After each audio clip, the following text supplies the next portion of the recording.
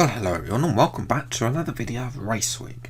Today I'm going to be discussing my F1 2022 predictions. Now, obviously a lot of this is going to be what I think might happen. Some of this is just going to be a bit of speculation. Of course, you can let me know what your predictions are going to be for the driver lineups and also the calendar lineup as well. That's what the two things I'm going to cover most throughout this video. Obviously, you can see on screen now there's a regulation change. I'm pretty sure you've all heard of it by now. If not, where have you been? But yeah, I think it's just a reminder really that the regulations are changing on the aero and chassis and whatnot, the tyres as well and all of that stuff, not the engine next year. But let's start then with Mercedes. So Mercedes is definitely as it was pretty much last year, it's pretty much the cork in the bottle in terms of teams signing drivers at the moment. There are a lot of drivers who would probably have contracts already if Mercedes actually made up at their minds which drivers they would want to sign for next year. Now, obviously, a lot of this depends on what happens with Lewis Hamilton. Hamilton has expressed his desire to continue on next year, and I most likely think he will stay. However, his teammate is probably not going to be Valtteri Bottas. I think they've come to the end with Mercedes. It's very clear that they want Hamilton to be the number one driver, and Bottas, well, in Spain, pretty much Hamilton had to make an overtake on his teammate, and Bottas did not obey team orders at that point. So for Bottas, I think it's the end of the road, and it's going to be sadly the end of Bottas's F1 career, because I doubt he'll be able to find the sort of funding for a seat further down the grid. But so yes, who replaces if Hamilton does stay? As I say, there's a big if Hamilton does decide to stay. Who joins him in that second Mercedes seat? Well, there are two people that have been lined up that keep getting mentioned by Toto Wolff, and I say there's one person that's everybody's favourite, and then there's one person that's Toto's favourite. So we've already seen George Russell in the Mercedes. We saw him at Sakir last year, and now we've also got Esteban Ocon, who keeps getting mentioned by Toto Wolff. We still don't know if we all thought when he signed for Renault, that's it. His chances of getting a Mercedes seat are over. He's going to be Renault, French driver in a French car. Then that's his career well sorted basically. But no, it turns out that we might actually still have a chance at the Mercedes seat, and he might have a better chance if Hamilton stays, because Russell is, in my opinion, quicker than Ocon on pure pace. It's just that, I don't think Ocon would have done quite that well. Obviously, he didn't race in Sakir. I imagine that's probably due to the contracts. I imagine Renault did not let Ocon go. I think I remember reading something along those lines at the time. But if Hamilton stays, would you rather have Ocon back him up in the supporting role that Bottas has now no longer started to do, or would you rather have the challenge of Russell, who would most likely challenge him for what could be an 8th or a 9th Drivers' World Championship? We'll have to wait and see. Red Bull as well have another issue with their second seat. Verstappen, I don't think he's going to leave Red Bull. One, he's already got a contract with Red Bull for next year anyway. In actual fact, his contract goes all the way to 2024. So I don't think he's going to leave.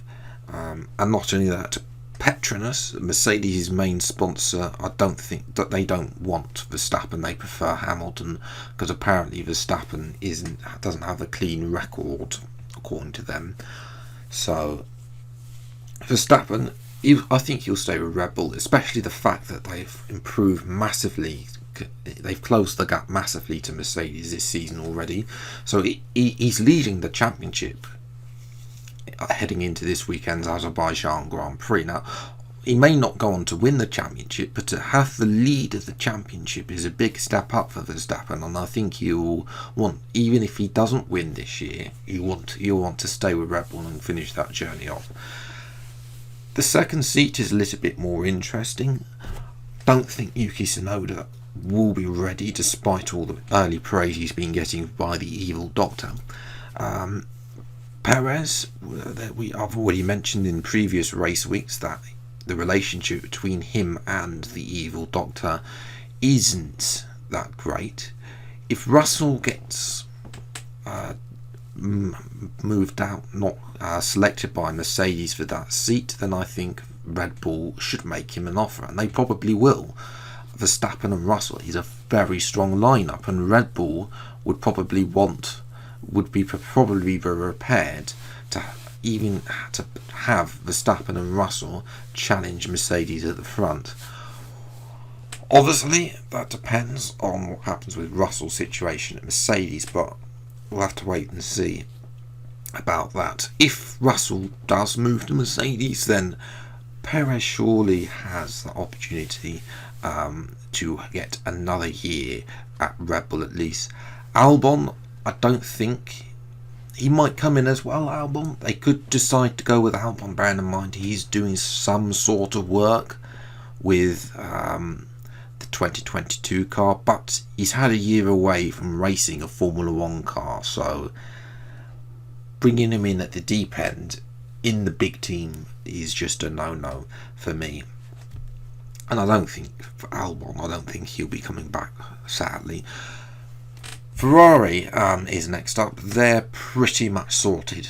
Leclerc and Sainz have got another contract for next year. 2023 is going to be interesting, because whether or not do they stick with Sainz or do they go with Schumacher, that's going to be the big question for Ferrari. McLaren as well, Ricciardo and Norris both have contracts until the end of 2023, so you're not going to see them changing.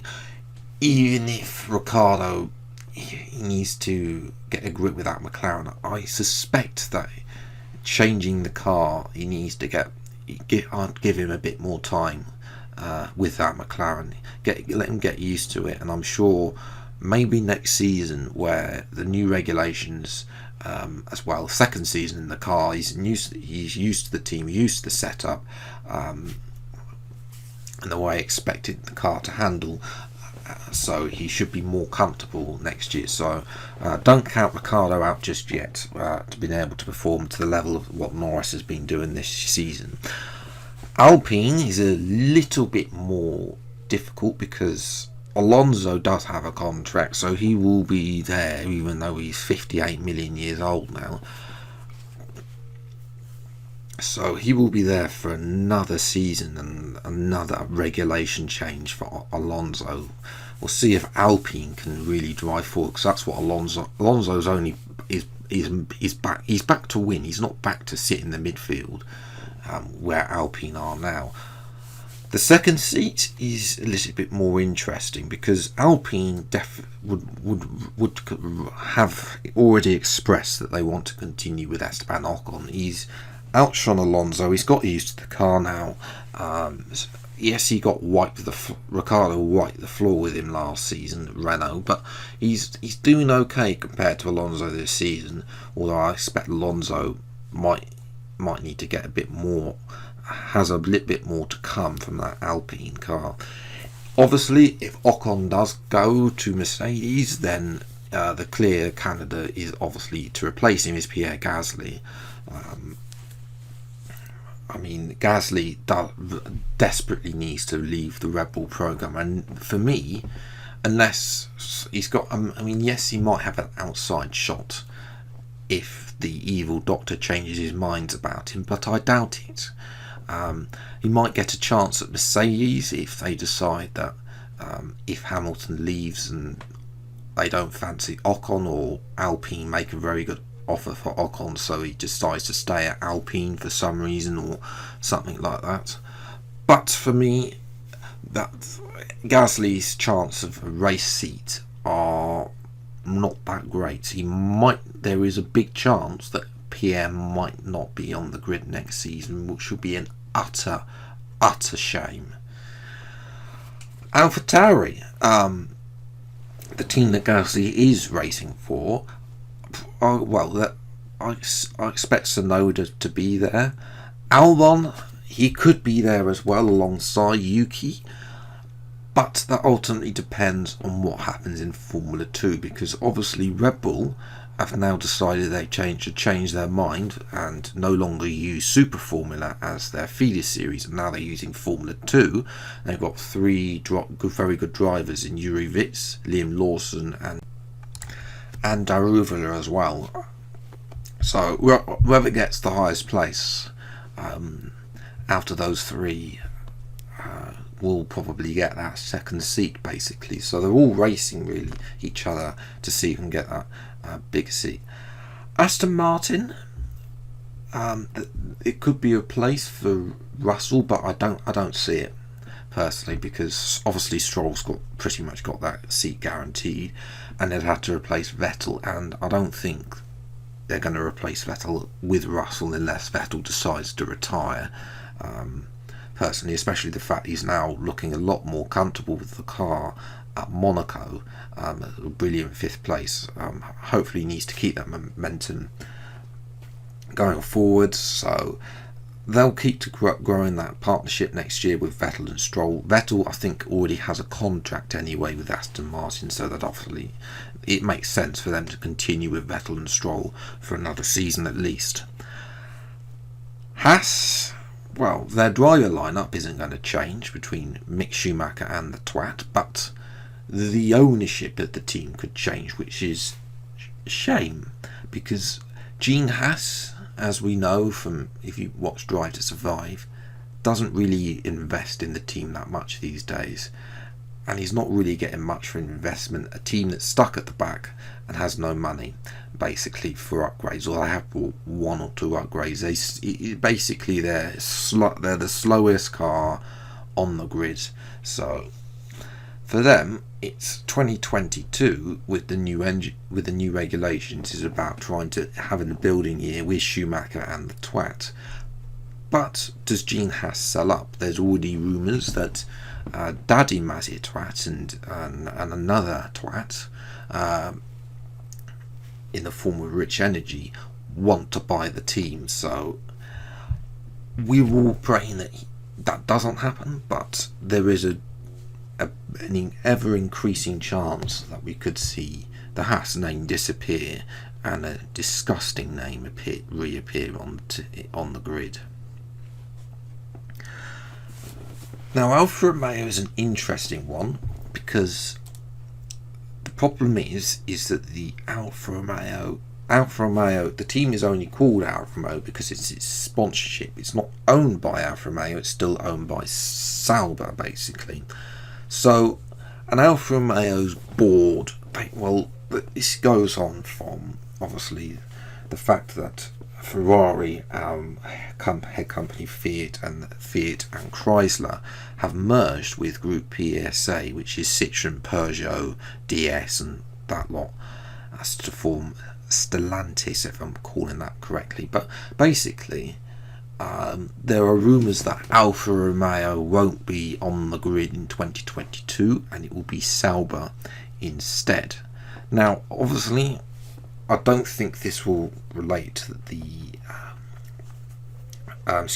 engine. They'll probably still be with a Ferrari engine, so they'll still have that link with Ferrari. Their drivers might be affected, however.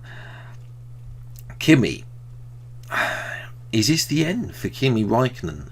Because Sauber have their own junior driver category, and they've got Théo Pourchaire, who's doing very well in F2 and is most likely going to qualify for his super license. So he is in pole position to beat Raikkonen to Sauber's choice of that car. And if Ferrari still have a say in the second seat, then that's a very interesting choice, because obviously Giovinazzi's been performing very well this season. But at the same time, he's not getting any younger, and if they want to bring their younger drivers in like Schwartzman, Ilott, etc. into F1, with one of their seats already taken up at Haas with Schumacher, then it's pretty much goes without saying that Giovinazzi might not be on the grid either, and they might choose to give it to Schwartzman or Ilott, even though Schwartzman has had a terrible season. Start of the season, he might improve. Ilott has already got that super license, but because he's runner-up and doing testing anyway, so yes, that's definitely something to keep an eye on. And then we've got Williams, which Williams is an interesting one, because obviously I don't think that Latifi will be leaving, because they rely so much on his money to keep that team afloat. So Latifi, I definitely think, will have one spot in that team. But whether or not Williams accepts Renault's offer of becoming a junior team might be money saver, get Renault engine instead of Mercedes, because bearing in mind Mercedes supply 4 teams, Renault supply Alpine basically, which is basically their factory team. It would be good as well for Alpine to get some of their junior drivers into Formula 1, most notably Guan Yu Zhou at the moment, who is leading the F2 championship. Obviously that's not confirmed, and they might decide to say no to Alpine. We're not going to be your junior team, we're going to stick with Mercedes engine, in which case, who knows, a bag of cash could be in that second seat for all know, a tub of lard, who knows, could be in that. I mean, anybody with the most amount, whoever's got the most amount of money basically for that second seat, because Mercedes haven't got anybody else left in their junior program other than Frederick Vesti, who's in F3, so he's not going to be making a big jump up to F2, so sorry, to F1. He'll be in F2 if he does well in F3 this season. But that's my driver decisions, lineups, excuse me. Now let's move to the calendar. And the calendar, I've looked at the dates, and there's obviously a couple of changes. You notice on screen now 24 rounds, not 23. So we've got one more round. Obviously this is due to China probably coming back on the calendar at some point. Whether or not, obviously we'll have to wait and see how far we are along with COVID and whatnot at that point in time. But obviously going along the lines of this calendar, with Australia potentially sticking to its late in the year calendar slot, Miami as well obviously is a new Grand Prix that will be coming in for next year, so that's, they've already specified, I think in an article about sometime last year, that they wanted a late October slot. So taking the slot of the United States Grand Prix is pretty much where I see them going with that. It is going to cram the calendar at 24 Grand Prix, but Liberty Media have already said they want 25 Grand Prix on the calendar every year. So we're almost there with this year with 23. So adding one more is probably not going to faze them really. And you'll notice there's a big change. I don't think they're going to have the United States Grand Prix and the Miami 2 Grand Prix in America back to back. They could do, but they'd have to shift a lot of the calendar up a bit, and it just doesn't fit basically with the calendar in the way it is. One of those races basically could move. Now Russia, I could move to an earlier slot, in place of the Emilia Romagna Grand Prix. If Imola doesn't agree a contract, obviously I would love to see Imola back on the calendar permanently. I think the organisers want want that track back on the calendar permanently.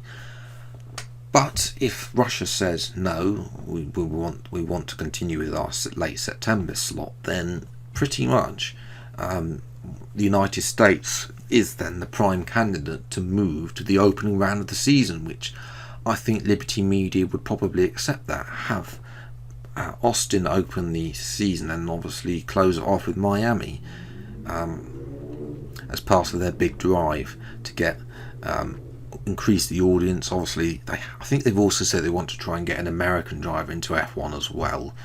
I'm not too sure about which American driver, bearing in mind they've probably got to have the right backing, but